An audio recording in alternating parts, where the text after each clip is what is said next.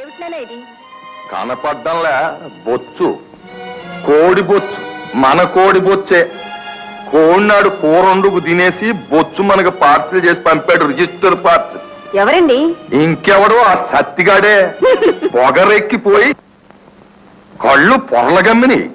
అవును, నువ్వు కాకిని కాలిస్తే అతను కోడిని చంపాడు. కాకి గాలిలో ఎగిరేది ఈడు అబ్బగాడు సొమ్మ. ఈ కోడి నాది.